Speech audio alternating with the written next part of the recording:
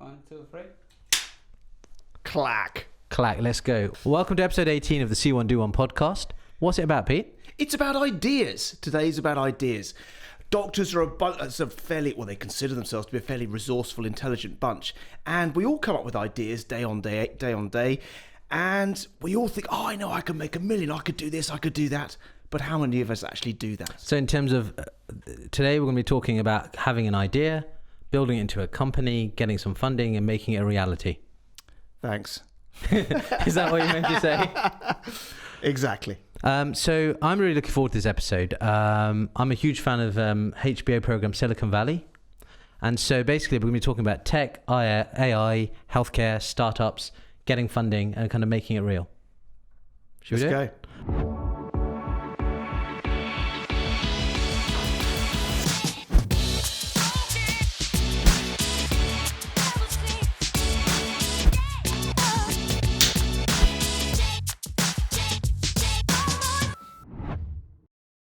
Just to whore ourselves out, if you guys are watching on YouTube, please make sure to like, subscribe, and turn notifications. Fabio just put that thing in there. And everyone listening at podcasts at home, please can you subscribe on your podcast platforms, and please can you leave us a review and a rating. We've been getting feedback. It's been nice. It has been nice, and I understand we are award winners. Well, I didn't want to get into that actually. Now you brought it up. Yeah, I looked into our research. Actually, I was buzzing, and then it basically said we've been ranked in the top 30 medical podcasts. Top 30. And where were we? 22nd. 22nd. I see that. I'm elated about that. 22nd. That is something to be proud of. I feel like, all the hard work's been worthwhile. I'm absolutely gutted, to be honest with you. It just feels like the ultimate participation prize. Was it top 30 medical or was it top 30 orthopaedic? I didn't go into that much detail. I'd rather not know. But give us some proper awards, you cowards. Anyway, that's my truth. On to our guest. So, Pete, this may not be your first foray, but it's certainly the first time we've had 4 of us in the studio. It is. All very exciting. So we have 2 special guests. Count them. 2. Let's start with Ash Kalraiah. Ash is an orthopaedic trainee. He's a registrar or a resident on the same London training program that I trained on. Yeah. So he must be shit hot. He right? must be. He's the real deal. He must be really pleased with himself. Yeah. Ash did his medical degree at Imperial College, as did I. He also did his intercalated degree there, as did I. But I did physiology and he did management degree, and that explains why he's rich and I work in the university. Ash then, did you know, I didn't know this, but he ranked number 1 in the country at national selection. Oh, wow. Gold medalist, huh? Fair play, going to doff our cap to that. And that's really where our stories start to diverge. So Ash took time out of his training and set up a company. He's CEO of Medishout, Medishout.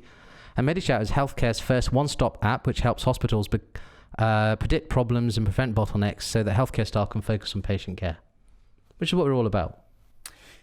It is. But we've all had an idea in the past, haven't we? We've always had something that we thought would be an amazing commercial success. And yet how many of people have actually taken it, developed it, turned into something that's a commercial success? Pretty much no one. Medishout have been chosen to join Microsoft's AI for Social Impact program, which aims to develop artificial intelligence solutions to improve people's lives around the world. They've recently closed a £1 million funding round, and Ash has been appointed as a fellow to the prestigious NHS Innovation Accelerator, which is reserved for, and I quote, exceptional individuals to scale their innovations for the benefit of patients and the population.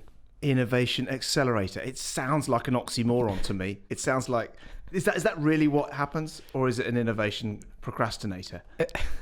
I think it's an accelerator. I've got to say that, don't I? Listen, it's an amazing program. Pete, don't talk to the guests. I'm still introducing them. Sorry. So Ash basically went to grammar school like me. Then he went to the same med school as me. He's training on the same rotation as me. He's a massive Liverpool fan. He likes Craig David. He's got magnificent hair like I used to have. What is it about Craig David that people like? Am I allowed to talk? You can talk now. Okay, yeah. That's good to know. He keeps trying to shut you up, but that's kind of why we're here. It was getting awkward because Pete was making eye contact with me to talk, and Cash was making eye contact with me to not talk. So Yeah, I'm glad we've got that right. No. When Pete looks at you and asks you a question, don't answer it. Yeah, no. Answer to me. Please carry on. Look, there's a lot of similarities in our careers, isn't there? I mean, you're Cash and I'm Ash. That in itself is pretty close. Pete, he's basically the son I never had. But what is it about Craig David? I mean, he seems like a lovely guy and all that, but he's just a bit whiny, isn't it? No. Do you know what? It's a throwback. His music takes you back to when you were younger. Yeah. For me, when you're first going out clubbing and, socializing, all that kind of stuff. And he's had a rebirth. You know, he went away. He's come back, and fair play to anyone who can get knocked down and step back up again. Yeah, he did a gig on Love Island. So for a while, the missus and I got into Love Island, and there he was. No, but the thing, look, if you go back to his first album, Born to Do It, and you look at 7 Days, Fill Me In, Rendezvous, Rewind, The Booty Man, The Booty. It's an absolute classic album. I saw him live 3 or 4 times. The best show I've ever been to was when he was a surprise guest at Ronnie Scott's at midnight. Just turned up and did a set for 2 hours. The wife and I stayed. It was phenomenal. The guy's super talented. He's very talented. DJ, sings. And he's now 20 years on, and he's still he's come back and he's kind of bigger than ever. 16 years. That's his. Did you see that BBC live thing that he did when he relaunched with People Just Do Nothing? And No. I'll send you the YouTube. But the BBC One Extra thing he did was amazing. I'll send you the link, Pete. I can't wait. I just simply can't wait. And anyway, our bonus guest today is someone who also hates music. Is Mr. Anton Lin. Anton is very special as he's not a medic. He's actually a proper expert and also very impressive. I really think we should start to invite really average guests onto the show just to make us feel better about ourselves. Wait, look at this. So Anton did a law degree at Oxford, actually. And then he trained at Sandhurst and was a captain in Her Majesty's Army for 5 years. No way! What was that like? That was great fun. Is it quite a beast thing those guys give you, in your training? It's got a sort of legendary kind of feel to it, the training you go through at Sandhurst, doesn't it? Yeah, it does, but I'm not sure that's fully warranted. I think, because not many people do it, everyone else comes out and says it was the hardest thing ever. Otherwise, we wouldn't get our 10% off at Thorpe Park. Right. Oh, it's well worth it for Thorpe Park, yeah. Forever. Yeah, actually, I'm thinking about joining the army right now. Be the best. Anton has an MBA from INSEAD, and he's a partner at Steed Capital, a venture capital fund. He's also the head of strategy at Cognism, and is a senior fellow at the Institute for Statecraft, which is a political think tank focused on governance. It sounds very mysterious, very kind of Mission Impossible-like. Yeah, sadly, it's not that much fun. Are you not doing secret missions behind enemy lines? No, it's much more sort of photographing camels and counting them and things like that. Okay. And Anton is a mentor on the NHS Clinical Entrepreneurship Programme. So welcome, both of you. We're especially delighted to have you today because today's the 1-year anniversary of OrthoHub. Oh, thank you for having us. Happy birthday. And congratulations on being 22 in a list of podcasts. 21 places to go. Yeah. I got 21 seconds to go. Yeah. Out of 30. Out of 30. But we've only done 17 episodes. We might amount to something one day. One day. I've never been invited to a think tank. What is a think tank? It's just an academic institution that's not a university or affiliated to one, or doesn't need to be. And we just do research for either that we think is interesting, like Chatham House, or other ones famous like that.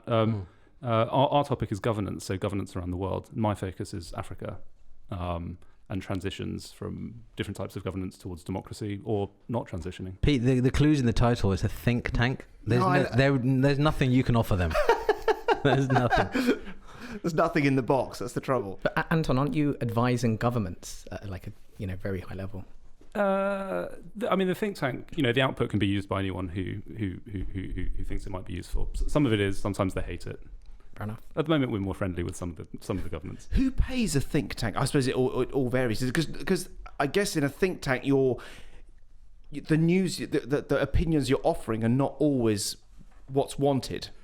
Yeah, you're always ending up being disliked by both sides because sort of Her Majesty's government or whoever it is on this side is saying, look, you're far too lenient to the other side, and then the other side saying, oh, you're just trying to anglicize our ways of doing things. So governance is a tricky area to be in a think tank. Funding just comes from individual donors, or sometimes different governments will pay for specific help. Or the Illuminati. That's my take on it. But Pete, do you want to kick us off? Ash, tell us about Medishout. What is it? What was the... No, not what is it. What was the original idea and how did you get into that? Okay, so I guess it's really about explaining the problem. I've been in the NHS for 10 years. I've worked in countries like South Africa, Malawi. And my biggest bugbear has always been operational issues, stopping me from helping patients. So I remember when I was a junior doctor, the fact your printers were broken and you had to then go to another ward to print your stuff. All the time, yeah. All the time. Or fax machines. The fact we even have to talk about fax machines in this day and age really, kills a little bit of my soul. And I remember one of my first ever night shifts. It was one of those 7 nights in a row. My computer in the office was broken. So every time I got bleeped, I had to go to another office, come back. And on the 7th night, I handed over and I said to everyone, right, when's this computer getting fixed? And everyone looked at each other and thought, I thought you'd reported it. I thought you had. So in hospitals, we get delayed all the time by operational problems. That's IT.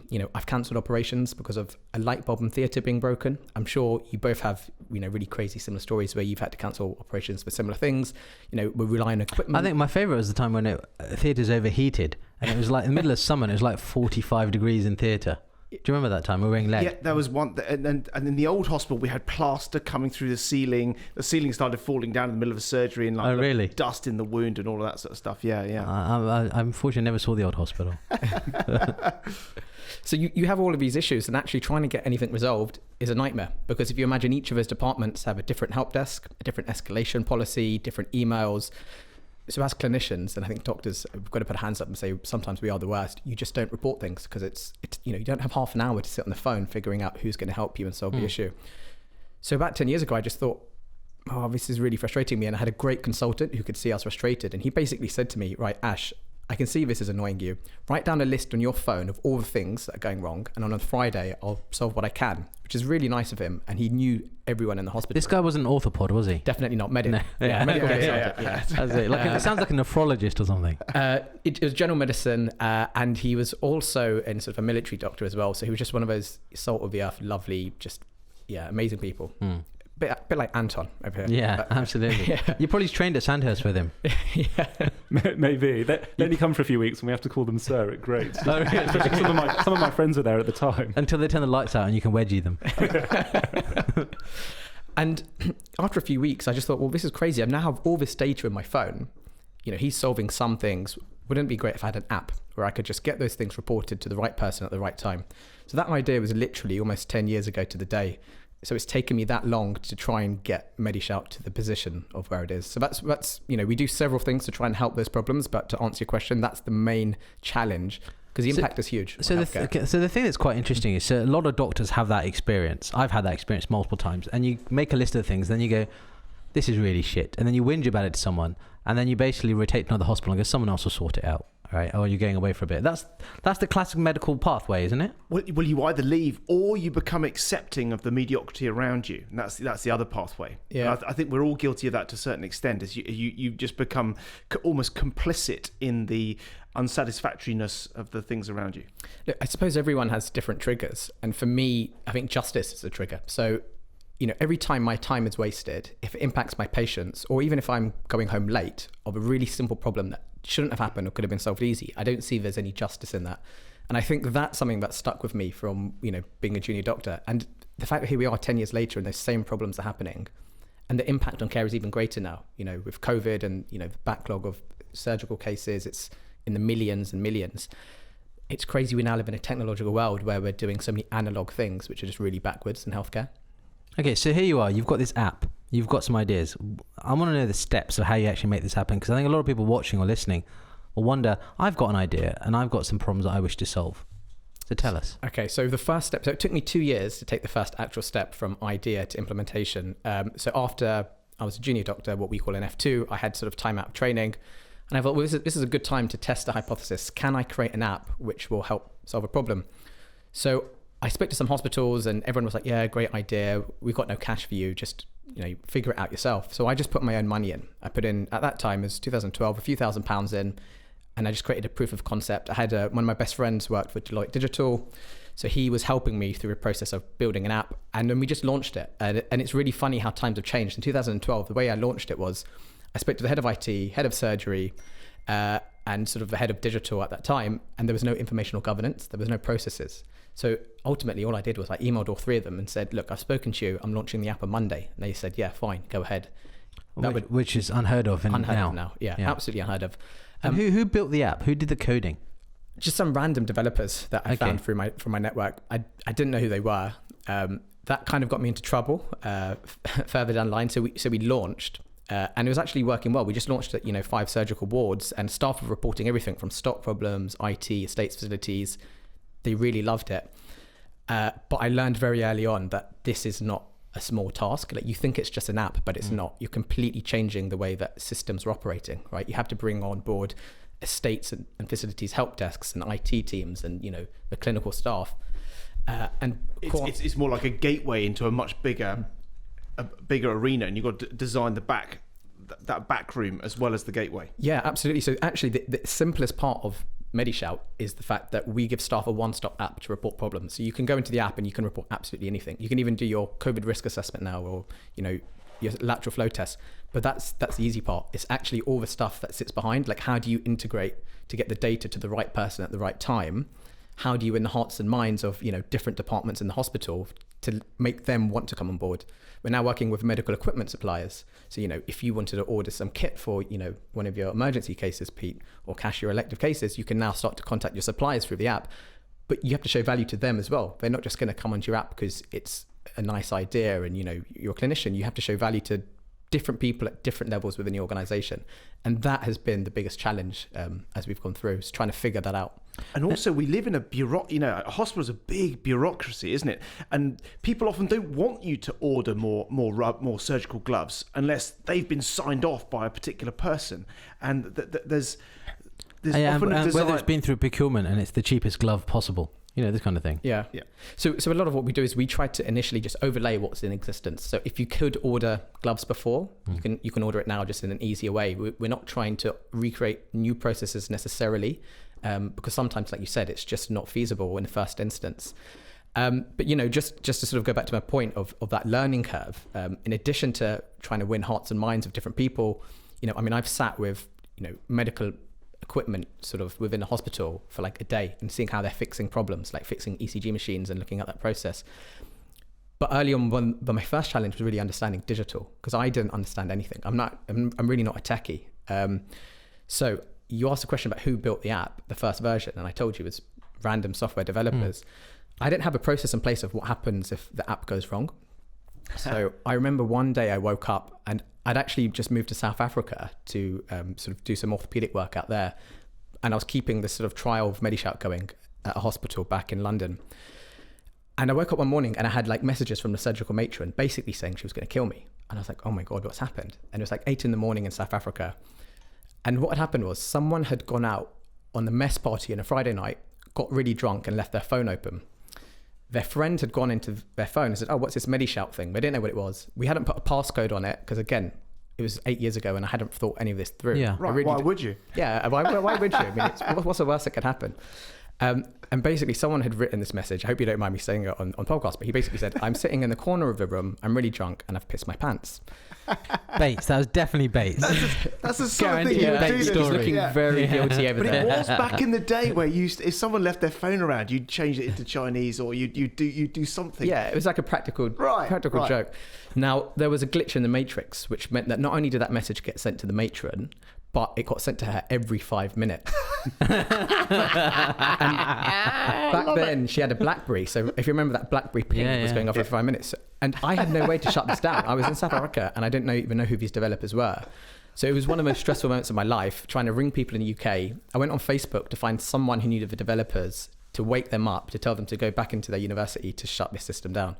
So, my first part of the journey was actually understanding digital and realizing actually just getting insight that I don't know what I'm doing. I really need some people to help me along the way.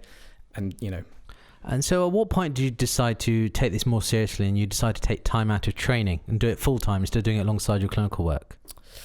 It was about the idea of coming out of training really happened about 3 years ago. Because that's quite a drastic move for a surgeon in training. It's a big move because at the end of the day, like I said, I've been in the NHS for 10 years. You've gone through ST3 interviews, chosen to move to South Africa just to become better at orthopedics, becoming an orthopedic fellow in Malawi. So you've dedicated your life to one thing. But I think ultimately when you realize that if you're working in a system and nothing's changing and it's kind of broken, like why not be me who's going to try and make that improvement? Because if it's not going to be me, I'm just going to be the one who's suffering from those same problems time and time again. Therefore, my patient's going to be suffering.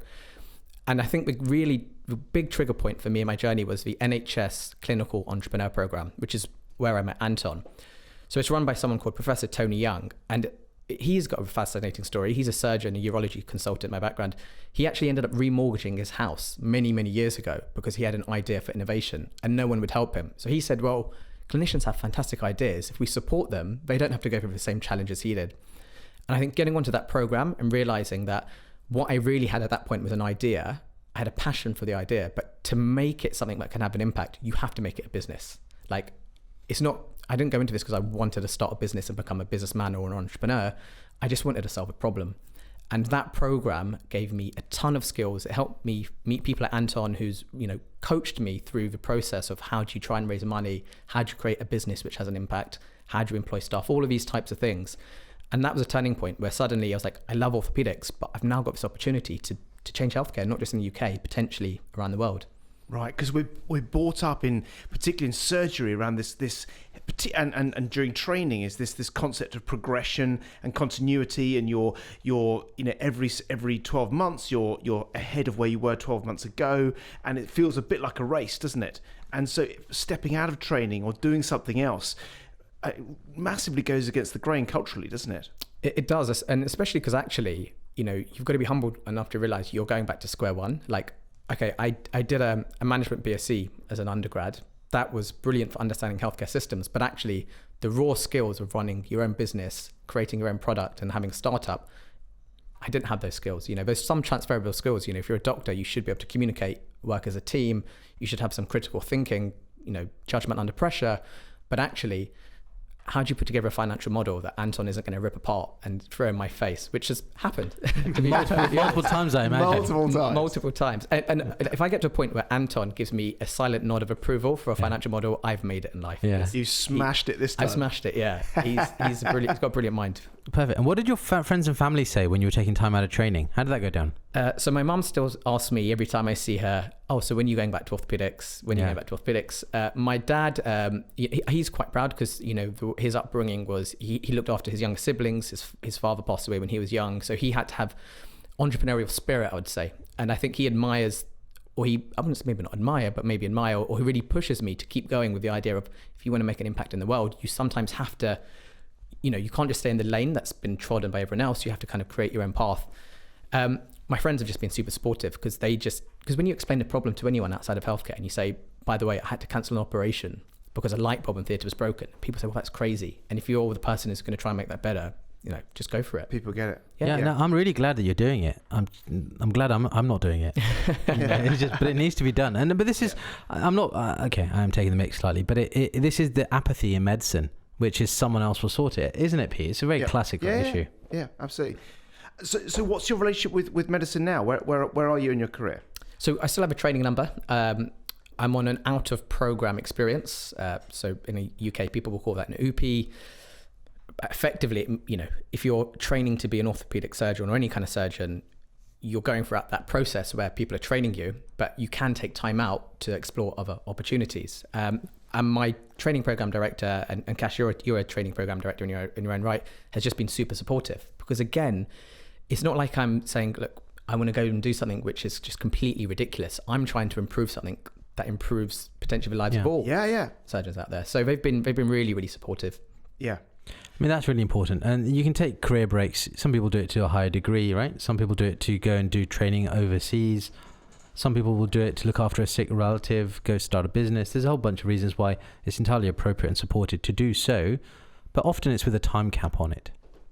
So Kash, back to you. As a TPD, if a trainee approaches you and says, I want to, a TPD is a training program director. Or residency program director. Yeah, that's right. What is the reason, the time for someone to take out training without you thinking, I think you probably ought to go back to the start? So it's interesting, if someone is taking a career break for some reason, usually 12 months is about standard. Yeah. If someone is doing a higher degree, be it an MD or a PhD, then you'll extend to 2 or 3 years. Yeah. And so those are kind of the acceptable timeframes, because beyond that, there comes a point where there's a variety of reasons. Is it helping that person keeping their number for them if they're not going to come back to it? There is a gap everywhere on a training rotation in a hospital where they can't fill that person's post, or they're having to get locums in to fill that post. Yeah. And then, there may be someone who hasn't got a number who might benefit from that number and come through and progress with the training. So it's a balance. But, we're very it's all the training program directors in the country are very supportive of people pursuing alternative methods. Particularly, your one is directly relevant to what we're talking about and to our training, whereas some people may, do something that's completely unrelated. And so, generally, it's supportive, but the time is still, you can't do it for 6 years.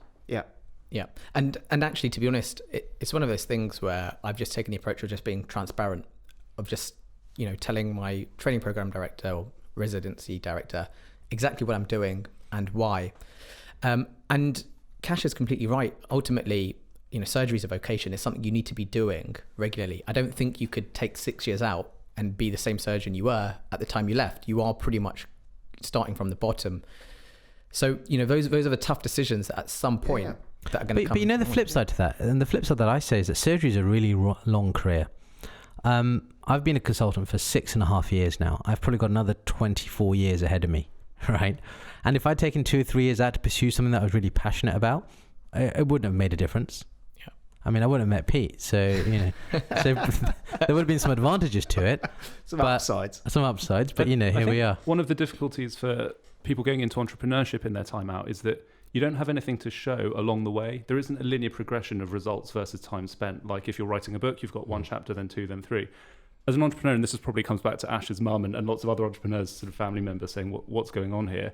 You've got nothing to show, and then one day you sell and you've got everything to show, and then you go back into the flow of it. Yeah. And it's quite painful because for those who fail and don't have that one day where they exit a few years down the line, or for everyone who does succeed, but before that day, you've got nothing. You've got a lower salary, less skills, less progression. A lot of stress. And really you can't just say, well, yeah, but my loss-making company's doing this and we did a big round. No one really understands that. No, I mean, one of our previous guests, Mo Bendari, talked about Ben Horowitz's book, The Hard Thing About Hard Things. And that really kind of opened my eyes to things that I'd never come across before.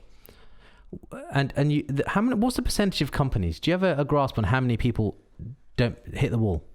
No, there's so many statistics about this, but it's hard to say. I know that VC funds, as a general rule, tend to work off the idea that 2 of every 10 companies that they back, 2 will succeed and give them their return. Maybe 6 will just be averagey, a little bit below, a little bit above, but basically it's a failure. And 2 will fail completely. Now, most of these statistics are completely made up. There's a sort of 1 in 8, 1 in 15, and so on and so on. But it's low. It's low, yeah. It's definitely low. I mean, you just look at how funds behave and you can get an idea for that. No fund will invest in much less than about 20 companies. So they feel that they need that much diversity within their portfolio just to get a couple of winners. Yeah, but if you get 1 Facebook, 1 Uber, 1, you're like Deliveroo, potentially. And those are the ones that carry you all the way. But they have to carry all of your failures. And that's why, capital's so expensive for people like Ash, because he didn't just have to pay, when he gave equity to receive capital, he was also having to pay with his equity for all the failures. Because that's how a VC fund. You're carrying those. It's like me carrying baits on this podcast. Everyone says to me, "Why is your posture so bad?" And I go, "If you had to carry that guy around, 15 stone on your back the whole time." That's exactly it. Yeah. Well, I get it now. It's a great analogy. But Kash, there's 2 ways of looking at this as well. So obviously, if you're a trainee or if you're a consultant, the way you can approach these things is slightly different. So when you're a trainee, the idea is you should be getting yourself up to a higher standard, and every day you challenge yourself to be better. And I know when you're a consultant, you always continue that way, but you guys are following your passion. You're doing this podcast, orthohub, you're doing some amazing stuff.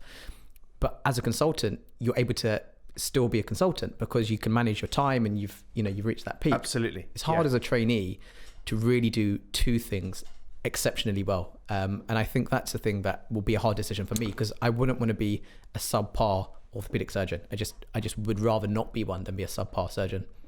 Yeah, but then only one of us is going to sell a company for $1 billion here. It'll be Anton. Anton's hedged all his bets by the sounds of it. Anton's fine. Yeah, Anton's got all the eggs in the basket. Exactly. So it's all good. Yeah, when he's talking about spreading across 20 companies, that is you, mate. You're talking about when you say VCs, you mean Anton. Yeah.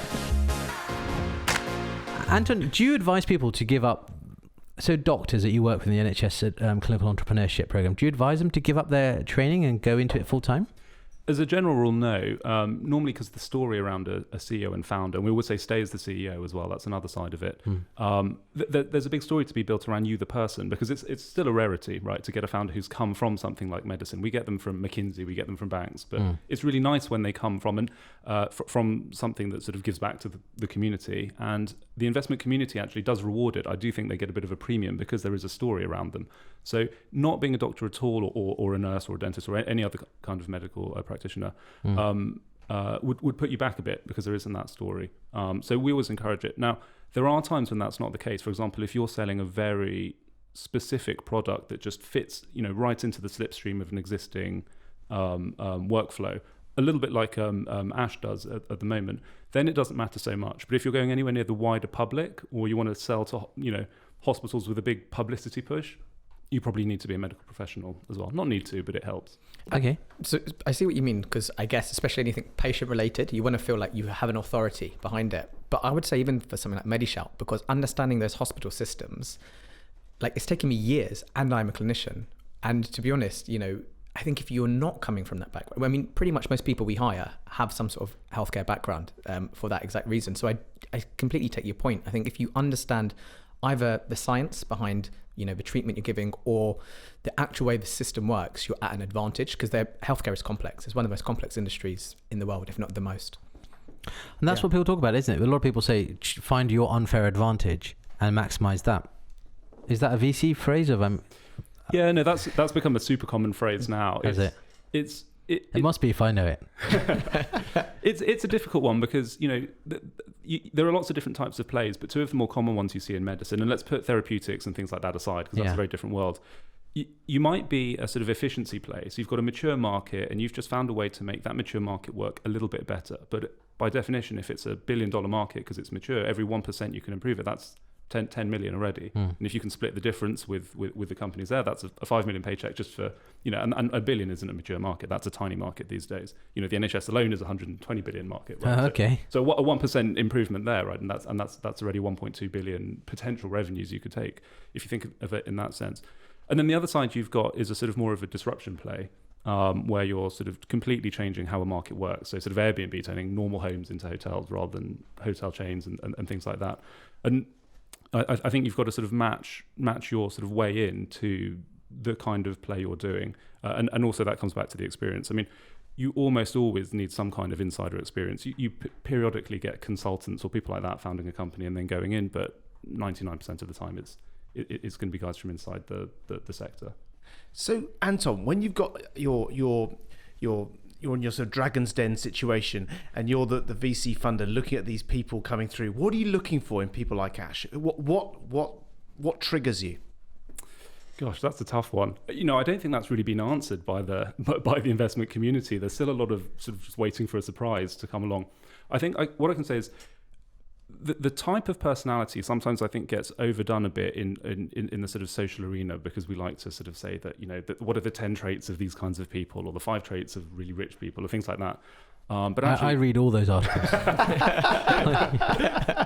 but if you add up all the traits, there's probably more total traits between all of those books in the self-help section than there are types of actual traits that people can have. So I think the type of person doesn't matter. There are definitely some tendencies. I mean, people who are just relentless. One very common trend is optimism. I find most good entrepreneurs I've come across are pretty optimistic people in general. They see a problem and a solution is immediately what they start to see or build if they don't see it. That's a pretty common trait. The other thing, though, is that they're just relentlessly forwards moving. They're up at night, they're doing the extra stuff, kind of like Ash, from South Africa, calling around, trying to make things happen. But the problem is never somebody else's. It's always their problem, and they're always working to solve it. So that's a common trait. I think one thing I would say to maybe a lot of people who are moving from the sort of idea phase that you were talking about to actually having a product is when they start to pitch, they probably over-egg the pudding a bit. All you're ever looking for from a pitch and a pitch deck is not for their personality to shine through, or for... You're not even looking to be convinced that you should invest. I'm just looking to have enough interest that I want to ask more questions. That's a good pitch. Everything else will come in the due diligence later or in the follow-up. Right. So you're not looking for a killer. This is Uber for healthcare.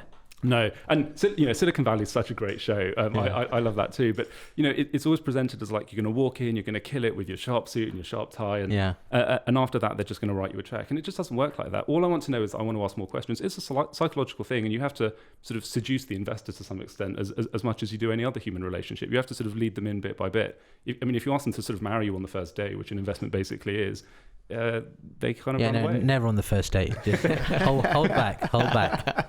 And so actually the performance on the day, the interview, so to speak, isn't necessarily the be all and end all.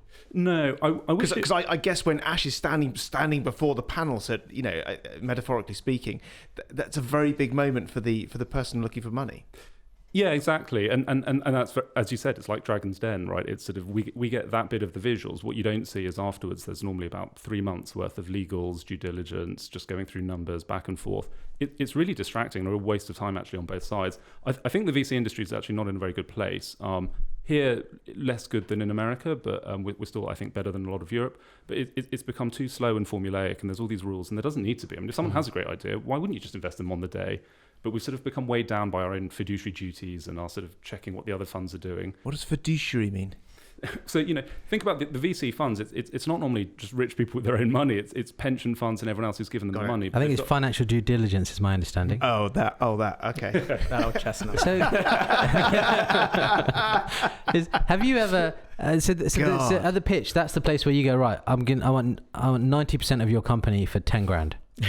Is that where this happens? Dragon's Den. Yeah. Deborah Meaden. It's that kind of thing. It's that kind of thing. People get really tied up about what the valuation should be, how much money. It's completely made up. There's no rule. There's no prescriptive rule about it. Valuation is a descriptive outcome. Any rules in the sector. Yeah. It's just what you can agree with someone. If you can think of a clever way to increase yours, go for it. I mean, talking of valuations, like the Clubhouse evaluation recently was crazy. I think they had 2 members of staff, and after 2 weeks, they got valued at 100 million. And about 3 months later, it was $1 billion. Yeah, I mean, that's what I mean. It's just a negotiated settlement. If someone thinks that they can flog it for a bit more later, why would you not? Yeah. Why would you not do that valuation? And what I want to know is, have you ever written a number on a piece of paper and then just pushed it across the table like that? Not across the table, sideways maybe. If I think my partners, we should lower it a bit. Okay. That's not the offer. And Ash is like, that'll do.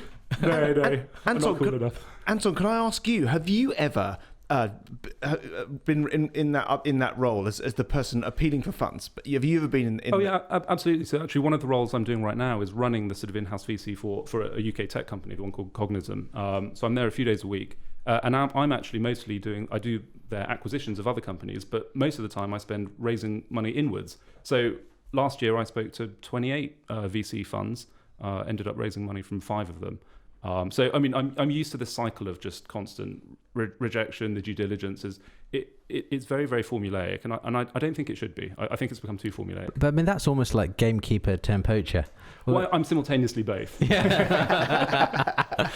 Just takes out of his own pocket and puts in the other pocket. Yeah. I think I've done all right today. It's called the corrupt gamekeeper.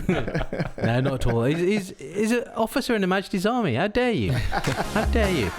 Now, one thing I'm interested about is the pitch. Ash, I want to know how you went about preparing your sell pitch to kind of investors and hospitals, because you must have done it so many times. You must have a pitch deck, and it must be ready to go like that. Yeah, and to be honest, you've got the spiel, right? I've got the spiel, and something I was just going to add to what Anton just said, and it answers your question, is that I think it's a skill which can be learned. I used to think, can you raise money? Is either you have it in you or you don't. I think it's the same as, can you do surgery? I think anyone can do surgery. They just need the right training and the right application of what they can already do in other shapes and forms. Agreed. Do you want the 1 minute pitch? Give me the 1 minute pitch. Okay. Let's pretend we've never met before. Okay. Hi, Pete. Nice to meet you. Hey. You went very high pitch there. He's nervous. I can see. I should be nervous. You're the investor. Okay, so Pete, my name's Ash. I'm an orthopaedic surgeon by trade.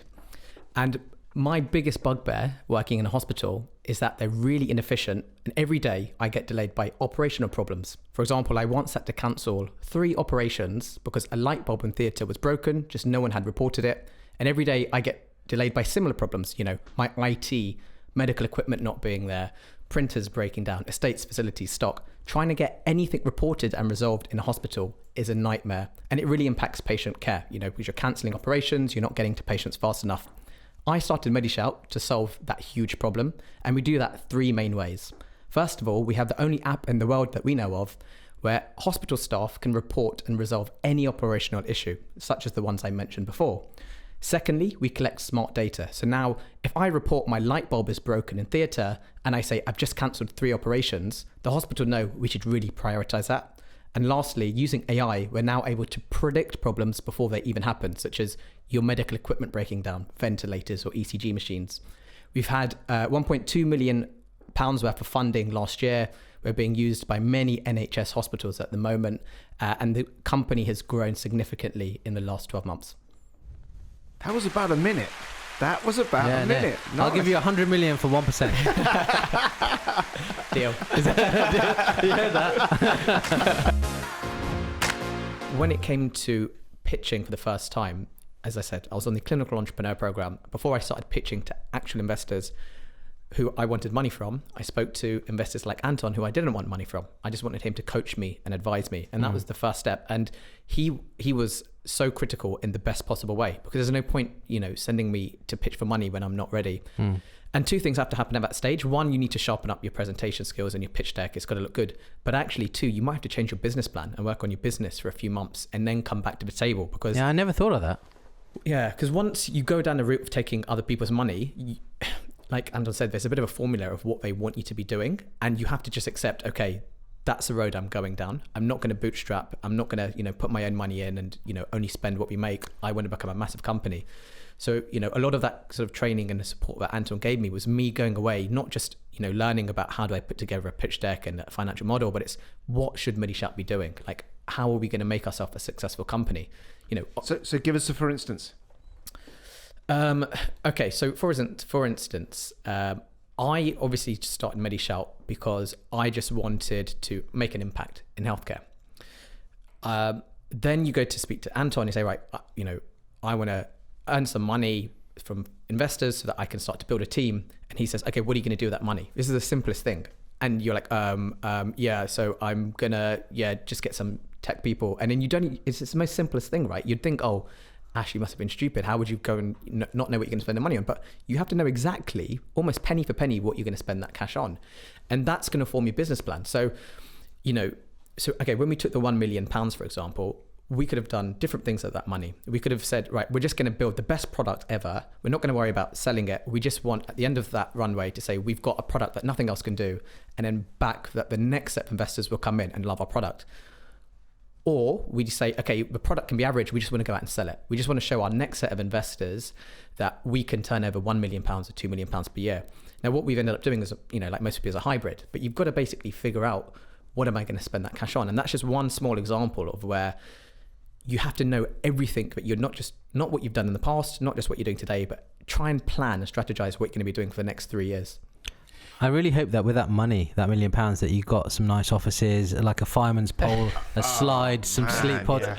I used to be addicted to this program. There's a thing called TechCrunch Tech Cribs. Have you ever see that? Anton knows. And I used to love TechCrunch Tech Cribs. And all the startups, and they'd be like all the fridges full of food. There'd be in-house baristas. There'd be that stuff. Have you done that? No, I'm not. But there must have been a part of you that thought, I'm just going to run. Well, do you know take this and run. The day the cash came into the account, just by chance, I was flying to Santorini for my wife's 30th birthday. And so there was a lot of questions about, hold on a second, the investment's come in and Ash has left the country. Yeah, on a private jet. Yeah. He's on the PJ. Yeah. No, to be perfectly honest, like the way I see it is, I could spend that money on things that make me feel good, like a flashy office. I could get like, the world's best laptop and, expense every time I drive to and from the office. I could buy all these flashy things, but it doesn't make sense because I want to build a really successful company that has a huge impact. Yeah, this is the first small step. It's a tiny step, in the big picture. Why wouldn't you spend every penny and think about everything you're doing for think about the long term, not just that short term. Yeah. And I guess £1 million, when you actually break it up into salaries and software costs and ongoing costs and this, that, and the other, and the fireman's pole, it all starts trickling through your fingers a little bit, doesn't it? Yeah, I mean, the fireman's pole is getting a bit sexual now, guys. I don't know where we're going with this, but no, this is purely, it was a TechCrunch thing where people, to get between floors, they used to take okay. I don't know where your mind's at. No, I didn't see that program. All of our entrepreneurs tell us it's about fire safety. Yeah. But sleep pods and all these crazy things. That's what I'd do. Anton, I know this sounds like a stupid question, but just to answer it on the face, just explain to us what rounds of funding are. Yeah, sure. So there's a standard formula which doesn't describe any actual company, but probably describes the mean company. So the idea is you've got an idea and you just want to build something that just shows what that idea could be like if it got built. So you probably need a few tens of thousands to do so. So that's your sort of friends and family round, your angel round. You do that from people, not from an institution. Then once you've got an MVP, a sort of minimum viable product, you can take that out, get a few people to use it, and they can say, this worked, this didn't work, this was good, and you can show that you got some traction. Then what you do is go and get a seed round. That might be a small institution for the first time, or it might be a just sort of high net worths in an angel funding club. And that allows you to build sort of something of a more proper product, but not really to hire people yet, because people are the most expensive thing normally in the early stages. So then your angel round might be in the tens of thousands, maybe 100,000. Your seed round might be sort of 100, 300,000, that kind of range. Some will do larger if they've really been successful early on. You can get a sort of £500,000, £1 million seed round. Then with that, you should have a proper product that's been tested, been approved, and by the market. And now you just need to hire more salespeople so you can grow it, more R&D so you can grow it, and so on and so on. And that's when you move into the proper rounds, which is Series A, Series B, Series C. And this is where institutional investors will come in and they'll be putting larger and larger checks. The first one's normally for growth. The second one's normally for product development and international expansion. The third and fourth are just really for scaling, for acquisitions. The later ones especially around buying other companies, buying market share and buying new products. But buying other companies to access their skills, or just to take out their competition? You never want to do it just to take things out. I always say it's like... Because that's what Google seemed to do. When you get to that kind of size, when you basically couldn't get much more market share and it's just about stopping other people, then you can do defensive plays. But when you're little, when you've got less than probably $1 billion in revenue, that's actually a complete distraction. The good reasons to buy a company are geographical expansion. It gives you a nucleus in another country or location. Product expansion, it gives you something that you couldn't do. Or later, as you get a bit bigger, you can buy market share. You've got 10%, they've got 5%, and now you've got a 15% of the market company, which is quite different from a risk perspective, and that can change your valuation more than it does just the amount of cash that you took in. And when you're doing these rounds of funding, and you're the founder, both of you, are you giving away more and more of your company in return for this funding?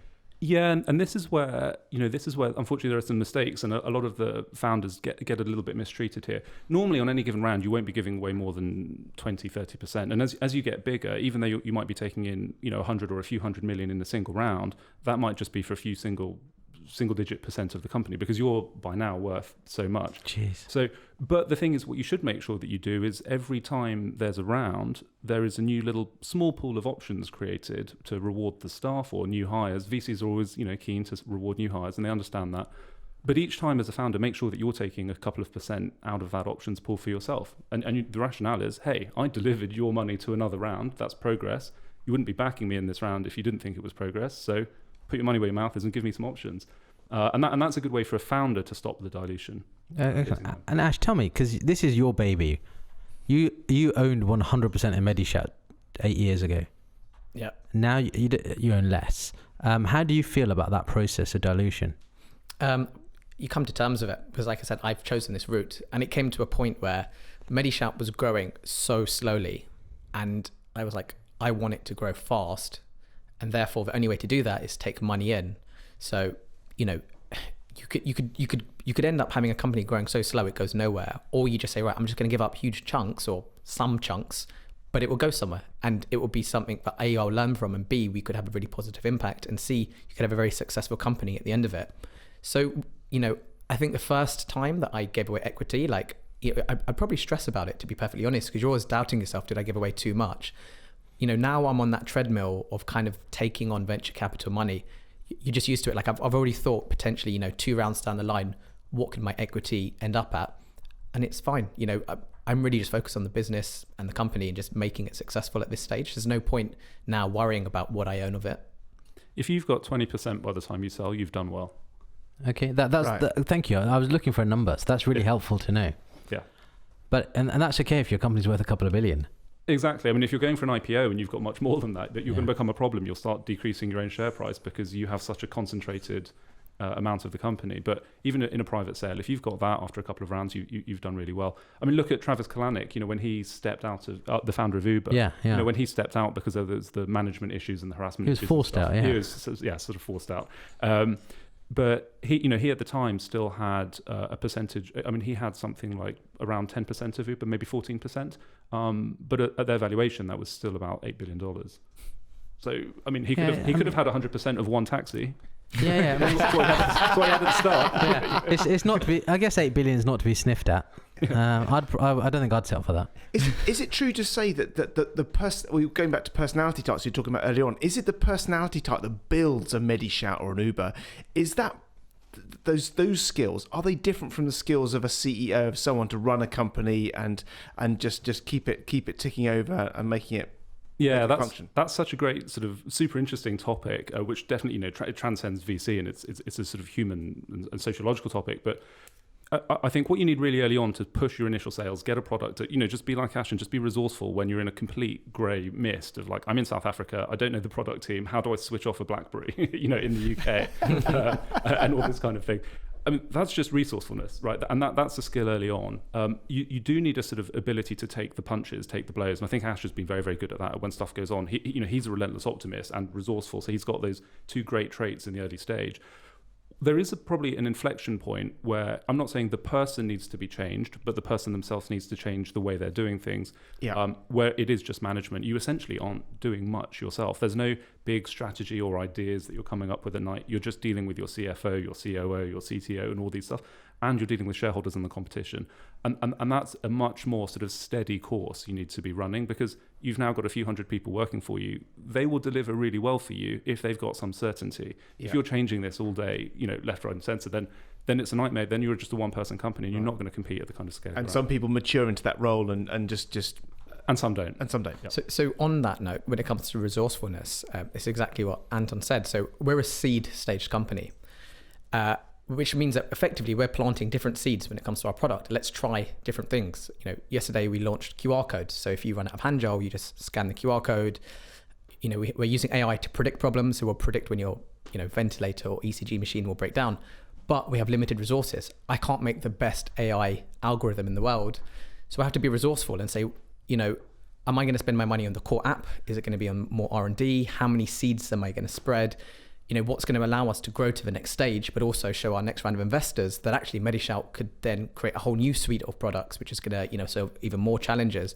And you're always, kind of the analogy you said before with Anton, you're taking money of one side to give it to the other. I'm kind of doing that internally. Whatever there's an opportunity cost, whatever I'm spending money on, I could be something else with it. So that's where I think there is an element of luck. You've got to hope that you've backed the right winners internally. But like Anton said, you also need to have backups. So if we're doing something and it's not working out well, as a startup, I should be responding really quickly, always watching the data, saying, look, staff aren't engaging with that.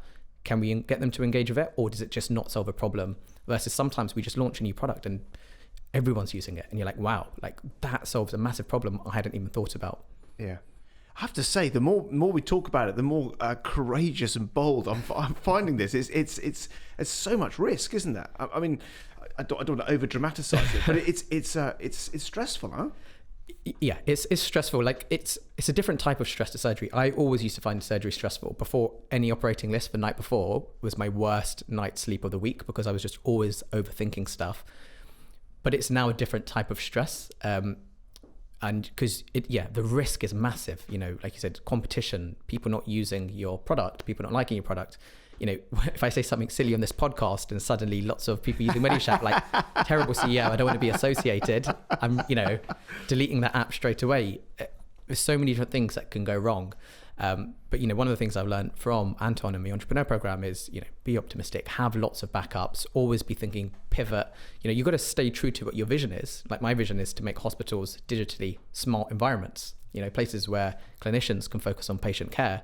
But the way in which I try to achieve that, it's probably going to change along the journey, and I've got to be responsive to it. But I bet you, like when you started, you weren't saying, I want hospitals to be digitally that wasn't your goal then, was it? You've already pivoted several times, I would suggest. Yeah, absolutely. And even stuff like the AI, the only reason the AI idea came about was because I pitched once, and on the journey home, someone from Microsoft was like, "Oh, I heard you pitch on the podium. Really great idea. By the way, we predict when lifts break down in hotels. Have you thought about doing that in healthcare?" And so I took the idea away, started working with some medical equipment departments within NHS hospitals and realized, wow, we can predict those things inside the hospital. So, you're always trying to get new ideas and new features in order to try and solve the big problem that I'm trying to take on. So you're right. 10 years ago, most thoughts in my head now I hadn't thought of. I just thought at that stage, I just want an app to report things and make my own life easier. Can you tell us about AI? Because it seems to me that any app or a web company or any startup now has artificial intelligence. Has to have some AI. I'm feeling really woefully short that OrthoHub has got no AI anywhere near it. I just feel a little bit. Anton will definitely testify to this, and he's probably gagging to say it. Most of the time when people say AI, it's more of a marketing tool than it is actually genuine AI. And I'd be completely frank, a lot of what we do is advanced data analytics, but there is some machine learning and some AI within what we do. Because that's my question. A lot of there's a very fine line, isn't there, between and smart analytics and machine learning. Yeah. And I think a lot of people conflate the two. Yeah, massively. But you have to now, and capital and people who use capital, so venture capitalists, investors, the markets, they behave like other humans. They follow herds. They follow the herd into whatever signposts are out at the moment. And AI has definitely been a big one recently. So everyone just says, we look at our AI thing. Yeah. And as you say, sometimes it's no more than Excel. you can code a macro onto some Excel. That's AI. Because I imagine AI is in pretty much every pitch you hear. Yeah. I just ignore it. I just unless someone has a sort of PhD in computer science and shows me something really magical, then I just ignore it. And do we think that AI is going to be a gimmick, or do we see it delivering on its promise in healthcare, do you think? I think it depends on the definition. If you're just talking about the ability for tech to be a little bit less code intensive, then that's great, and that's going to go everywhere. In the same way sort of power 200 years ago, right through the Industrial Revolution, just got better and more efficient. I think whether you need the really, really hardcore stuff, whether that can start to help, I think we're probably quite a long way away from that in most areas, because it is still a human one-to-one relationship, healthcare. Only when healthcare fundamentally becomes a one-to-many relationship, i.e. a piece of AI to many patients, would you start to expect that kind of technology to come in and remove people. But for as long as technology is assisting people, it'll be really useful to improve maybe the ideas that doctors come up with or whatever it might be. But the real big fundamental change that you're talking about, like we're maybe going to start to see in currency or other areas, probably we're still a way away. Okay. So I was just going to say, but I think on that also, it also depends on your ambitions of what you want to apply AI to. So if you want to apply it to looking at a CT scan where you can diagnose, a cancer diagnosis before the human eye can, that's a big challenge, right? You're trying to achieve something that humans haven't already been able to do. To be honest, a lot of what we do at Medishout, as an example, is we're just trying to prove what humans already know and apply data sets to it. One really silly example, I won't say which hospital, but a hospital that we're working with, we predicted that they're going to get more broken equipment around Christmas time in the A&E.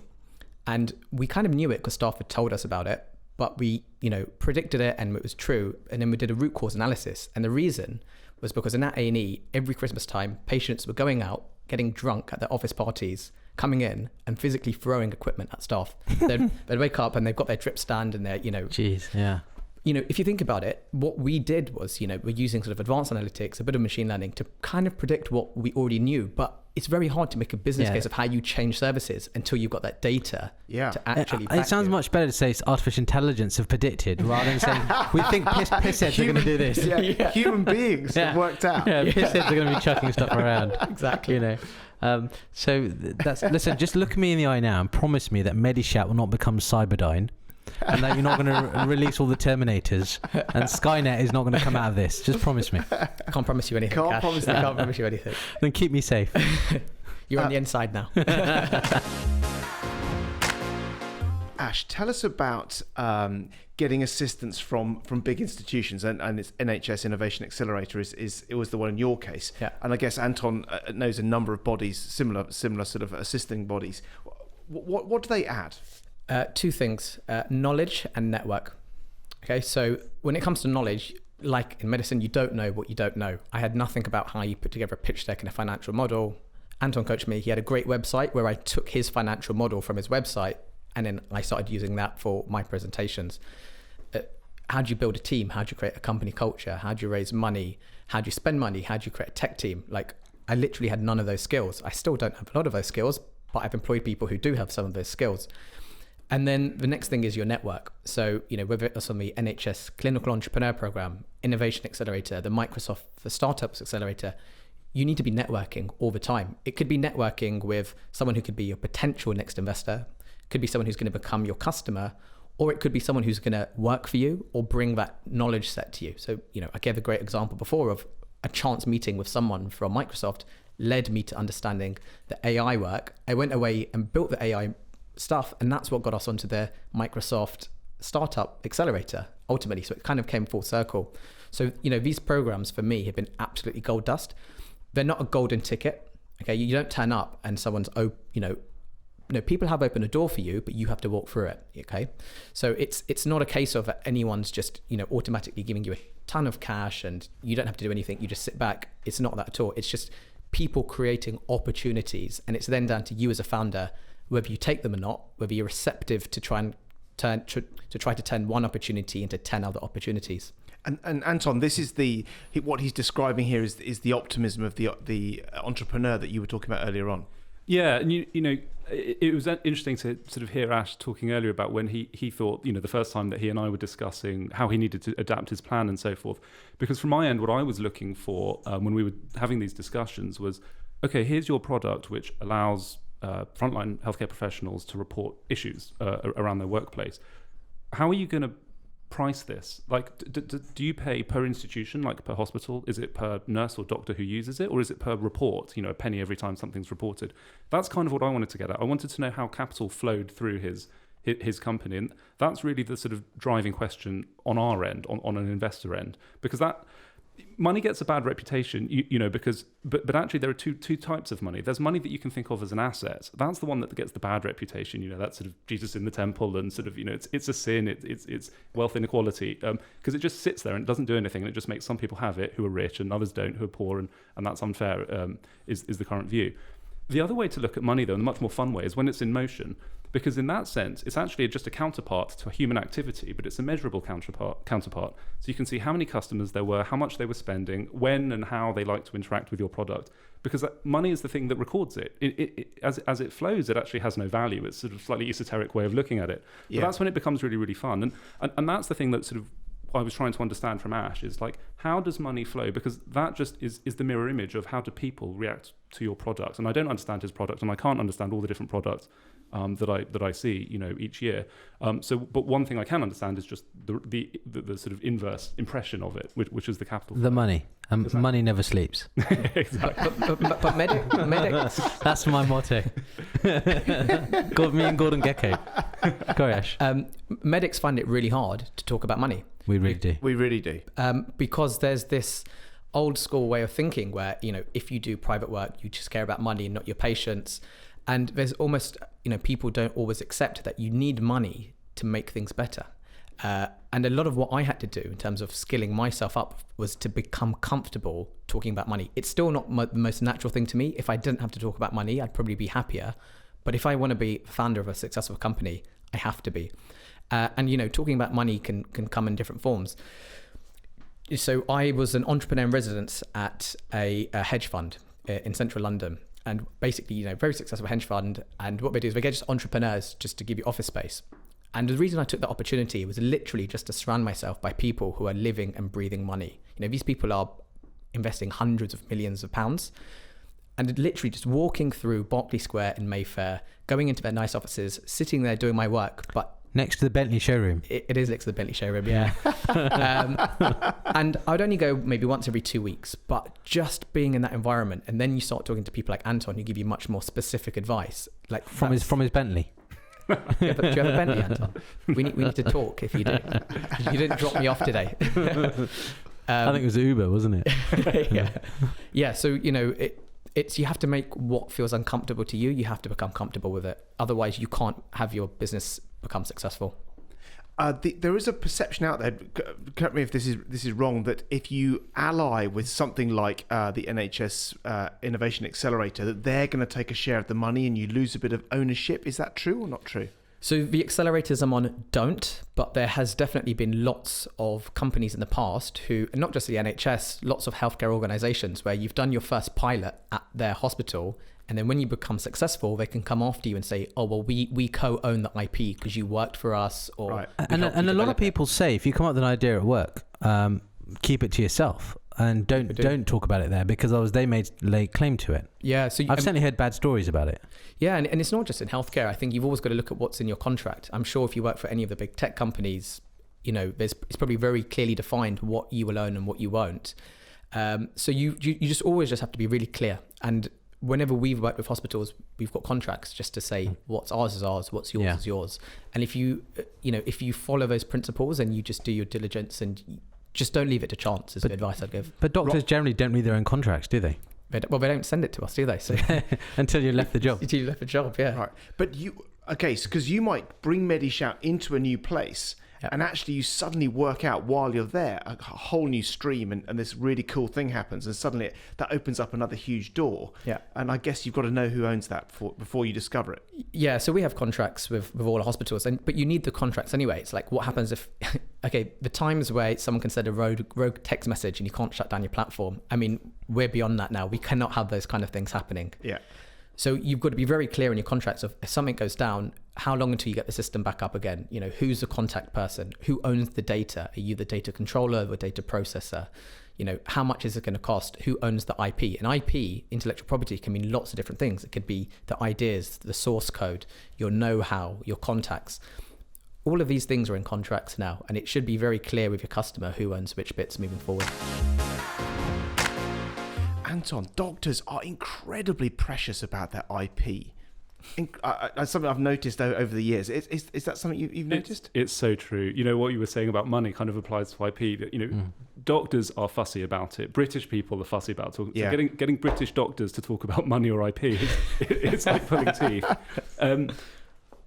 Most, outside of therapeutics or a very complicated device, most things I see don't really have meaningful IP, as in things that you can go and patent. Because remember, a patent doesn't protect an output, it protects a process or a way of doing something. So the fact that you can go and sort of patent the one way you've done it, I mean, if I can just go stick the light bulb somewhere else and it does the same job, then what was the point? To some extent. So yeah, I think people get over fussy about that. Also, it's one thing to keep it from your competitors, but some people want to keep it from their investors and so forth. The idea that a bunch of people who've just gone through the pain of raising a fund and have deployed, let's say 100 million in capital into 20 different companies, they're now looking at their 21st company, which is you. But they might throw all of that away, quit the fund, return the money, and just set up what they've seen in your 10-page pitch deck is a little bit ridiculous, right? No one wants to do that. So people treat it almost like Colonel Sanders and the KFC secret recipe. Yeah, like if I wanted to cook at home, I wouldn't have gone to KFC, right? But I don't. I want to go out to eat. That's why I'm in KFC. It's a secret blend of herbs and spices. Yeah. I mean, what's the risk that I might bring my own herbs and spices to the KFC outlet and recreate it? It doesn't make sense. When you put it like that, it sounds a bit ludicrous. And Anton, what do you think about the phrase ideas are cheap, right? That kind of comes into it in terms of, doctors will have this great idea, they don't want to tell anyone, but the idea is not what has any value, it's the execution. Yeah, exactly. And that's what you began this whole podcast with, right? You said we all have ideas.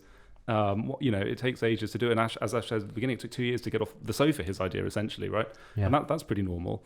But building a team around it and actually doing it, that's the hard bit. That no one wants to copy that bit. Pete and I have got a pitch for you at the end of this. So don't run away. Great. The other thing about IP that people forget... the fireman's pole. But the other thing about IP that people forget is if the big companies want to just do it, they will. What are you going to do? Sue them with your 2 million in revenue and your 50 grand in the bank? Yeah, that's true. So that's some of the things you talk. I want to know.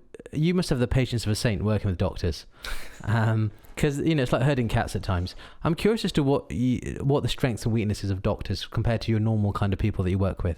Yeah, absolutely. I mean, I think, and I'm only speaking from my small sample size of experience, but within what I've seen, the two things that you're looking for are a clear idea on the destination, and that doesn't, as Ash said, a lot of it early on is like learning, right? You want to be a spilled glass of water that just spreads out and goes everywhere. So doctors tend to be pretty good at that, because I think you guys are good at knowing that you don't know something, but there's an answer out there, and doing all the little tiny tests and adjustments to get to an answer. I think that's basically how you do stuff. So sort of picking a direction is one side, and then the other is sort of accelerating towards that direction at the right speed at the right time. I think probably doctors are definitely or medical sort of professionals I've worked with have been great at the latter. They're really good at just sort of moving into gear when they need to step up a gear and just say execute. They execute and they move quickly, because you guys are all bright people, right? You do so much studying. I think the challenge sometimes is that once you latch onto an idea early on, it's hard to shift you off it. Most entrepreneurship is about the 80% solution, but you guys, you sometimes have what I call institutional capture. Most of you have gone from school to university to the NHS. It's all big institutions, and you've never really thought as the sort of market trader at Borough Market or the wheeler dealer. And actually, entrepreneurship is the wheeler dealer. It's not the sort of German factory with precision engineering. We just want an 80% solution, move on, make the next thing. And so I think getting doctors and to move off of their sort of perfect solution, create a rough one, have some people who hate it and move on. That's a sort of, because they really want to achieve perfection in their own eyes before they're prepared, and you're like, actually, this is more than good enough. Yeah, exactly. Because we're just saying, look, if enough people like it enough of the time, you've got a good product. And again, it comes back to, and the capital will tell me if they like it. Yeah. Whereas you're going, but we got this feedback from this one person. Now, I know in medicine, you guys have sort of never events, and you can't just say, we let 10% of people die, but look at the other 90. Like they have a great day. Larry. On average, it was a really good day. Yeah. Only 10% wonky legs. It's fine. Exactly. But and that's one of the big differences, is you're dealing with discrete entities, human beings, each of which has a complete sort of binary importance. For us at Capital, I'm just taking averages. I want to know what your average contract value is. I don't care if 3 of them got cancelled. Whereas you guys can't just have 3 people vanish, right, from a ward. Can you just tell me how it works? So let's say you decide to invest £1 million or £10 million in Ash's company. How much control do you now have over Ash and the use of that money? I mean, how much can he seek advice from you? How much of a two-way street does that turn into? Thanks for planting that seed about 10 million. Are you a drink for that? I know. So let's say you're investing 100 million in Ash's company. I think that changes at stage, at different stages. So for the venture stage, for the kind of money that we're talking about here, like that Ash is looking at, sort of anywhere up to even sort of 20, 30 million probably, you're not looking for that much control. So you have negative control over the money. So if Ash wanted to close down the company tomorrow and say, well, you've only got 20% of the company, so you get 20% of the 10 million back, and I get 80%, that wouldn't happen, because we have negative control over the money on liquidation or things like that. He also can't just spend normally any ticket over £50,000 can't be done. So a hire over 50 grand, we have to approve, things like that. But it's normally just checking that it's not, fraud, or that kind of thing. Yeah. So negative control over the money, that's a small thing. The bigger thing is about the direction. A VC fund will always want to sit on the board of the company, so that it can sort of appoint the senior team, it can check what's happening, it can get the reports. Most VCs, though, I think are a little bit too hands-off. They will sit there and they exist, but they're not really doing that much for you. They won't read much of the material, because bear in mind that they're normally investing in 1 in every 100 companies they see. So let's say they make 10 investments in a year. So they'll have seen 1,000 companies that they'll have had to go through some level of due diligence for. Plus then they've got the 20 that they've already invested in, let's say, and that they've got to keep sitting on the board of those and managing those. Plus there's the process of doing an investment once you've decided to. And then there's the process of selling the ones that have succeeded later on.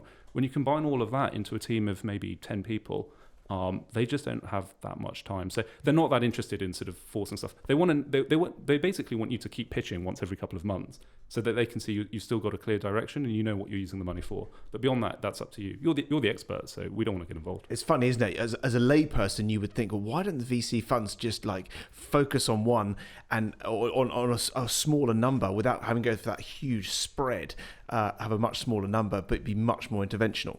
Yeah, and that's just because of the failure rates. There's so much risk, but without that risk, there couldn't be the upside risk, which is what we're all after. So we want that risk. We don't want to get rid of the risk. We just want to diversify it a little bit. Yeah. So you advised on medical devices and on apps, I imagine. Yeah. How do they differ? A digital app versus something physical? So if you're making a physical thing, you're going to have a little bit of a steeper version of what's called a J-curve. So J-curve is kind of your cash profile. And so imagine now, you don't have any revenue and you're not going to for, let's say, 2 years. And during those 2 years, your money's just going to go down, down, down, down, down. But then after that, when you've, let's say, built your device and you've got to take in all the money to build the device, the team, the patenting and all of that, then you're going to start getting revenue. You won't suddenly go to break even, but you'll suddenly start, moving upwards as you get revenue. And then in time, you'll become profitable. So it looks like sort of a J if you draw it on a sort of got you. graph. A device has a much steeper J curve because there's a lot more money that's got to go into the design and all of that kind of stuff. And then every time you actually want to sell one of these things, you have to make it first, right? And probably your terms are going to be you have to pay on order, whereas your customers are going to pay you after 90 days or something. So you've probably got like a few thousand devices worth of inventory at any given time that you've taken the cost for. So you've got a pretty steep J curve. But you have, if it really is a useful device, you've probably got a much bigger markup. You've got clear-cut customers, you've got continued ordering, and so forth afterwards. So if you can get out of that quagmire and if you can get yourself funded, you're into a good place as a company going forward. Like the George Foreman grill. Yeah, basically. Oh man, That's what I got in my head. But think about poor George, when he was designing that thing, putting his Poor own money George. into it. I don't think George designed is George it. Foreman still alive? Yeah, He is. Yeah. yeah. We're not going down that route. Are we? Have you not learned? Rest in peace. But a piece of tech, the difference is it's really cheap to make. I mean, you can teach yourself to code and make stuff these days. You can do it for free. The issue is most of your customers won't pay you anything, and to get paying customers, you need a lot more marketing. So it's a shift of a sort of sales process and a design process to much more of a just sort of marketing and a publicity process. And do VCs have an appetite for one more than the other? Different funds. Some will focus just on. Generally, you'll get funds that focus on tech, and they will include med tech within that because it's not too different. Or you'll get let's say VCs who will do devices and tech. There aren't many who will just do pure, especially not in the UK. There aren't many who will just do pure devices. There just isn't a big enough market here. You get that in America, but not so much here. Okay. I think the IP issue is also different between the two. So if you create a device, something that helps you with your surgery, you could probably patent that. With something like a digital app, you can't patent source code effectively. You can't patent your code. So you have to have other forms of defensibility, either being first to market or just being better or a very good route to market where you can scale quickly. So again, the business models will be very, very different potentially. So somebody could make a Medishout with 2 T's, theoretically? Theoretically, yeah, they could. I mean, it's taken me 10 years to get to where we are. Yeah. It probably wouldn't take someone else 10 years.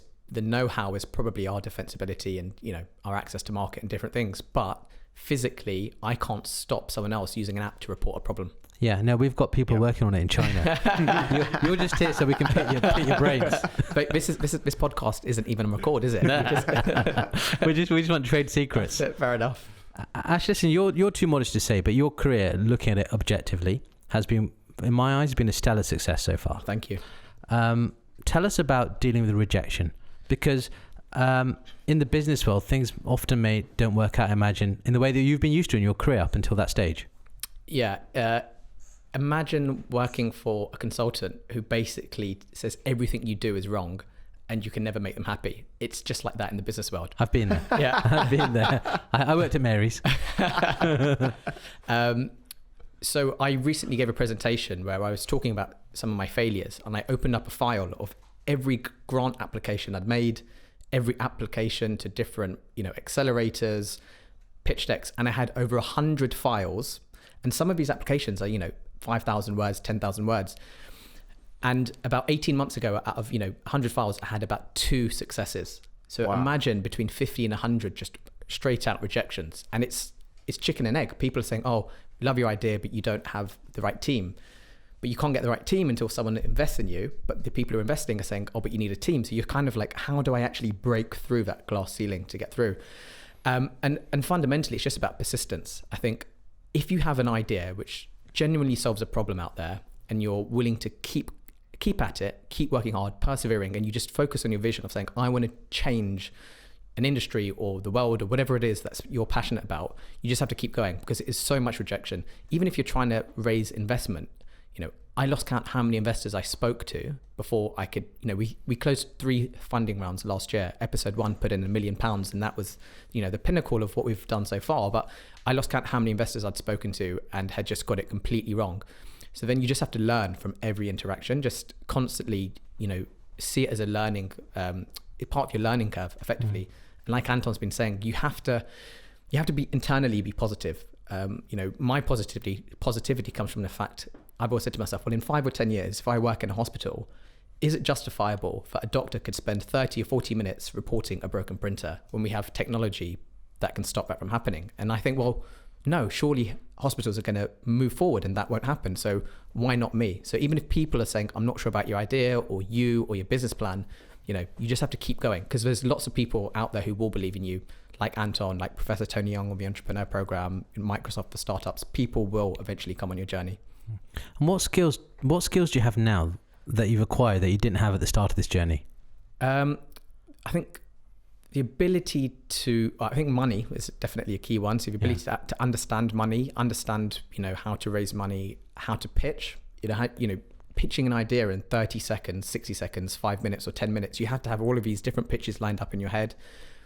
Building a team, I think that's something which, if you think about it, as a clinician, you never actually have had to hire anyone.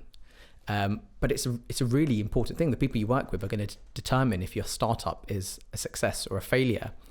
So I've been really lucky. Some of the people who've come into the company, sort of a late co-founder, our chief product officer, Ali Bassoon, he was head of AI and technology at a company called Touch Surgery, who they sold for hundreds of millions of pounds. Bringing him on board, it was a little bit of luck, but a little bit of skills that I've learned of saying, well, how can I sell the dream to Ali and make him show that if he comes on board, together we can achieve something really big. And you don't really, those sort of sales skills, the commercial skills, talking about money, those aren't skills that you need to be a good doctor in the NHS, to be perfectly honest. So I think it's those sharp business skills are the things that I've had to try and pick up as soon as possible. You must see people coming through with great ideas, and then,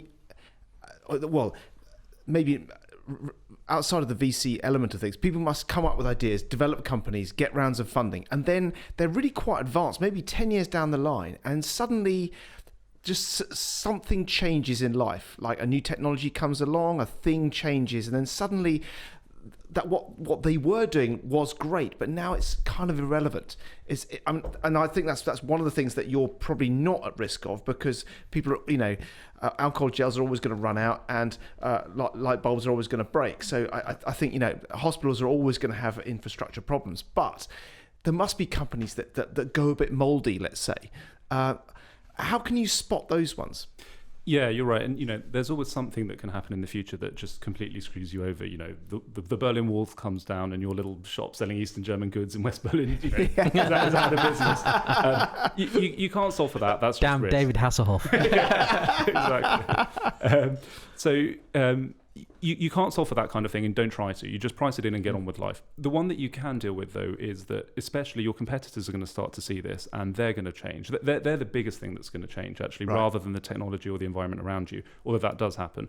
The thing that's going to make you succeed against anything that they try to do, or against technological change or anything else that it might come, is if you had some kind of resource at the beginning that really allowed you to take assets, whatever they might be, patient knowledge, data, money, and create something out of that asset that's worth more than the asset was, and then just keep going around in that cycle. So the more times you can go around that cycle of using an asset, patient uses it or customer uses it, comes back to you. That's normally capital, right? I give you a product, you pay me. I give you another product, you pay me.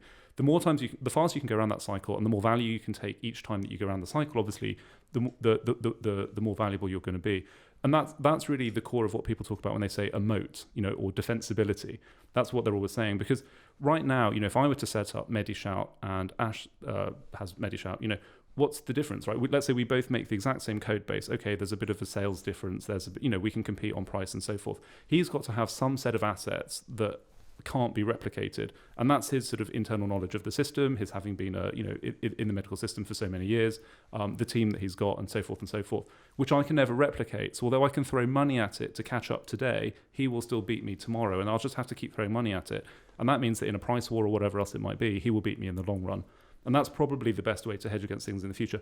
That's where most people sort of fail. They come up with a good idea early on, and that's what stops them moving ever into being a really successful company, is that there wasn't really anything defensible. And the truth is, if anyone had ever seen that, just a few of them being sold, a competitor would have just gone in and done it themselves. Yeah. But I guess also as surgeons, we often get accused of becoming very task focused. So you're trying to get a screw in. You didn't absolutely have to put that screw in, but you've decided to put it in, and then you spend the next half hour trying to put this freaking screw in just because you're so determined to put it in, and actually it didn't need it in the first place. And I guess someone like Ash has to look at his model and keep adjusting it slightly and moving and tweaking and twerking in order to keep it relevant and I guess that's part of it as well, rather than just sticking to this is what I the mission I set out on, and by George I'm going to make the rainbow. Yeah, exactly. Sorry. And he's twerking for the investors. I'll do whatever it takes. That's the spirit. $10 million. That was a hell of a Anton's twerk. making it rain like this. You used our money for that poll. You might as well use it. No, I think that's yeah, that sort of it just comes down to the future being a sort of a distributed curve of probabilities, right? You don't know where exactly it's going to be. You're sort of aiming for where you think the hump of the curve is, and you just sort of keep moving in that direction. The thing is, you don't know. Maybe nailing that screw in is exactly the right thing to do, right? That's a sort of very different looking distribution curve, but a good entrepreneur sort of keeps optionality open. So any screw that they are pushing in, actually they've structured it so that if it turns out it shouldn't go there, it can go in 5 different places. Ash's product releases, if it's not that good, with one little tweak, it's actually a completely different product, but without having spent all of that time and money again. Yeah. And it's that sort of breadth of optionality in the early days until you find out where the sort of stress point is, and you can sort of go on like water, sort of looking for the edge of the crack in the glass. And that's when you need to decide, right, now just laser focus, deliver on this. And that's one of those transitions that's sort of so difficult as you move through the stages. And timing's really important in that. So, a few years ago, Anton gave me really great advice about my business model, saying, basically, I was at that stage, I just wanted the app to solve my problem. And he was thinking on a higher level about the business model by saying it could be bigger. Why not bring, the equipment suppliers on board and, the facilities management, service help desks, and get them to integrate. And at that stage, the company didn't have the resources, and I hadn't yet got to that level where I could successfully go out and make those things happen. We caught up like a year later, and I told him, oh yeah, by the way, we're now working with equipment suppliers, and he totally just tried to steal my thunder. We're like, yeah, because I told you to. And Get on that pole, Ash. So, and 100%, he planted a seed, but I had to go through my own journey to come to the realization. So you're going to get advice at different stages. It's not necessarily that screw is the right screw to put in at that time. You might just have to keep it in your pocket and put it in later on when it is the right time. Yeah. We won't be sterile then.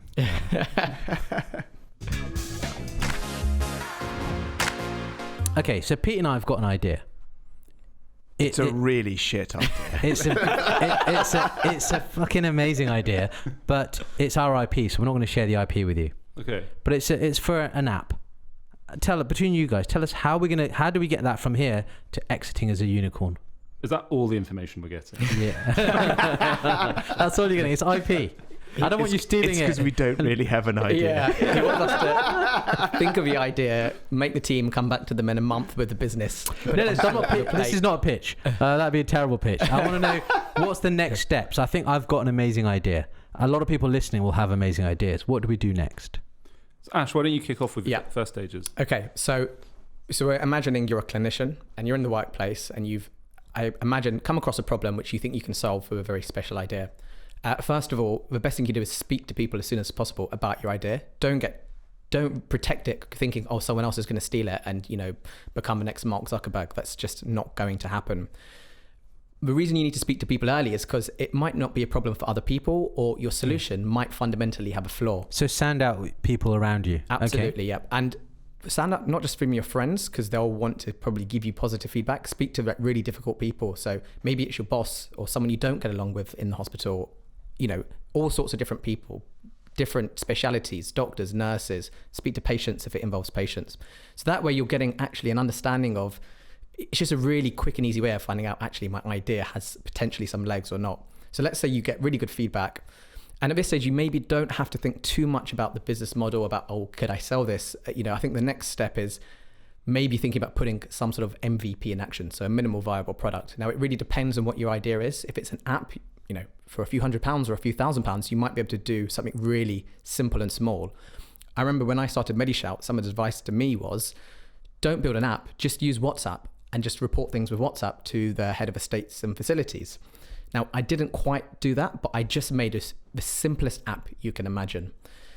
And then after I did that, and we started to get positive feedback from other users, and actually we made a really big impact. I remember we improved discharges at a hospital because someone had reported, I can't do discharge summaries as there's only 2 computers in the ward.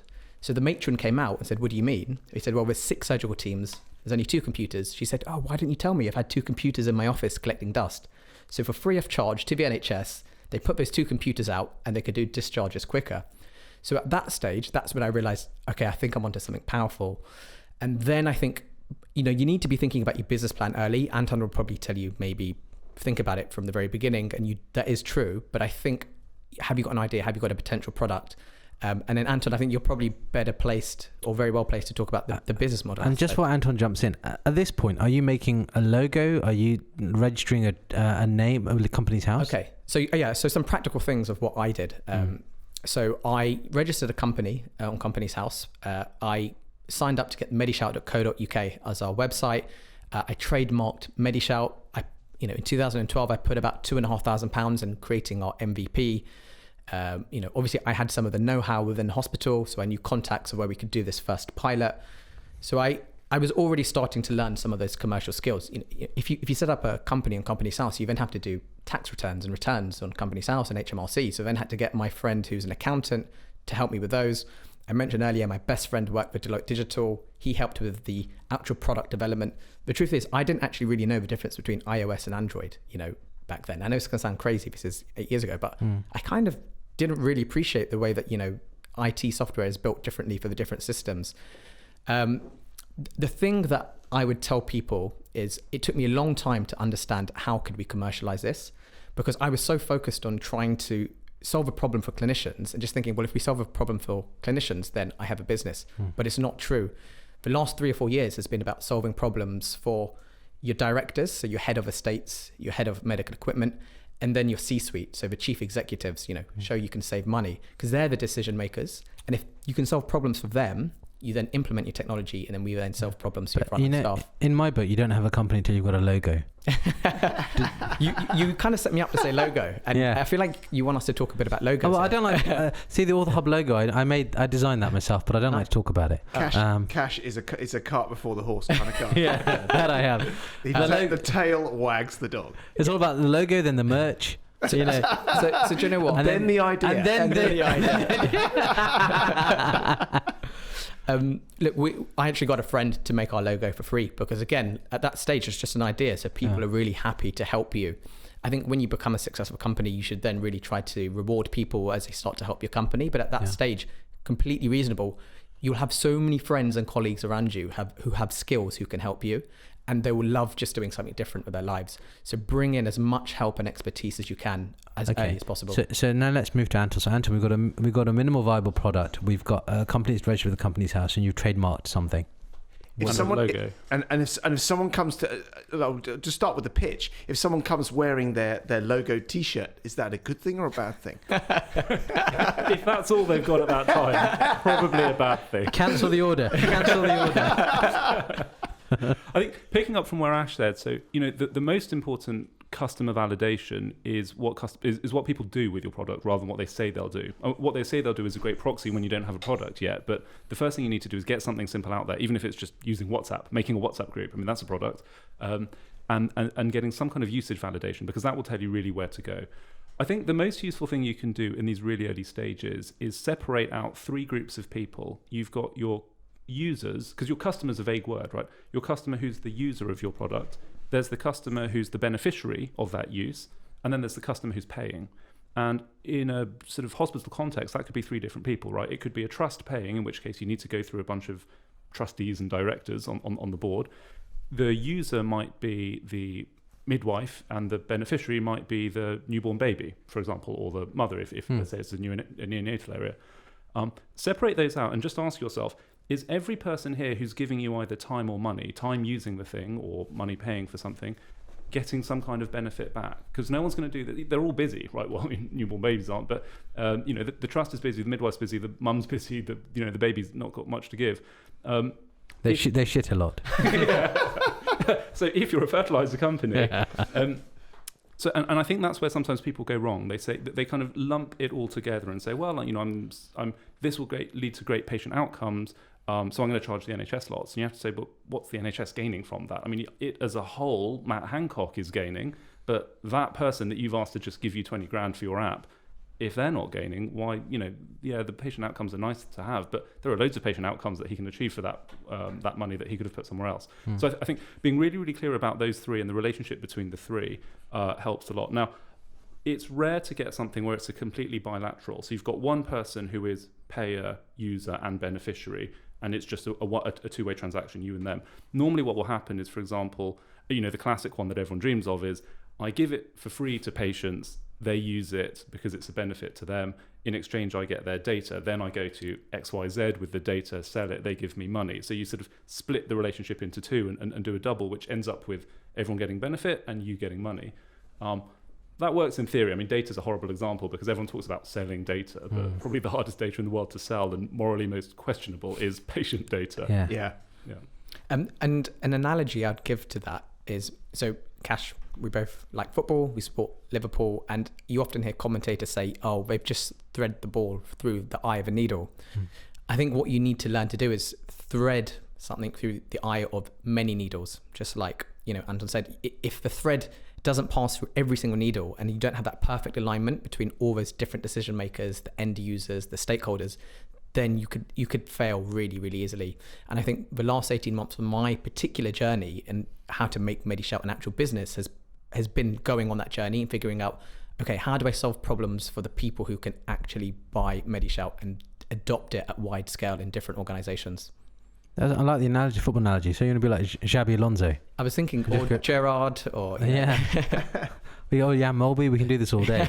At what point should someone go to a venture capitalist? Once you've got a really clear idea of what you want to do and you've already got some usage of your product and you've got a very clear plan laid out, and all you need is you can see from your financial plan that there's a little gap in your money, and then afterwards you're into profitability. A venture capitalist will just fill that gap for you. They are just people who sell money.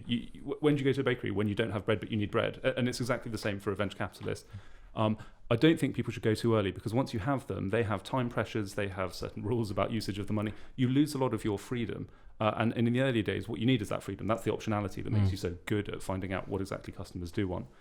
So I try to encourage people to go a little bit later, do what they can, just scratching around and finding the money. And then go later when you really just want to accelerate in one direction, because VCs are not great at helping you explore different directions. Understood. So get as good as you can be before you go. Money. So if say you had an orthopaedic online education company. I'm joking. Ash, what are your give me some top tips for someone starting out? Okay. Top tips, I would say, number one, you have to be persistent. Like, you're going to get more failures than actual successes, to be absolutely brutal. I've had IT directors or clinicians in hospitals tell me, Ash, what you're doing is a terrible idea. We don't have that problem here. And I know if you did this solution, you're just going to walk away at the end of it and leave us hanging. And that kind of stuff, when you're really putting your heart into something, can be really difficult to take and really make you question whether you should be doing it or not. So, you're going to get people along the way who say no. And it sometimes is for really good reason. It could be an investor who just thinks you're not mature enough for their particular fund. It doesn't mean you are not worthy of an investment from someone. Okay, so I would say to people, it's such a hard slog. You just have to keep going if you really want to get your idea out there and make it into something. The second thing is build a team. I mentioned our chief product officer earlier who's come on board, but building your team goes as far as pick the right investors. My investors are amazing. The early angel investors bring lots of skills. Episode 1, to touch on what Anton said earlier, they bring a ton of insight and support for us. They're helping us build our company culture, our vision, our financial model. They're not just investors who've just put money in and walked away. And your team, you can't do everything yourself as a founder. You need expertise, especially if you're in healthcare, people who are just going to look after the product, for example, and make sure you have no problems, because you are, you're helping hospital services, but equally, if you get it wrong, you could be a detriment to them. So, have high standards and get the right team. And then the last thing I would say is follow your vision, definitely not the money. So yes, you need, what I mean by that is, yes, you need money for your company. Don't follow money for yourself.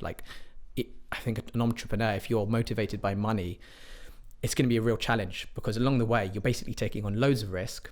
You're getting nothing but knockbacks, and it's a long journey. So my motivation is the vision I imagine of a hospital, of walking into a hospital one day as a clinician or as a patient.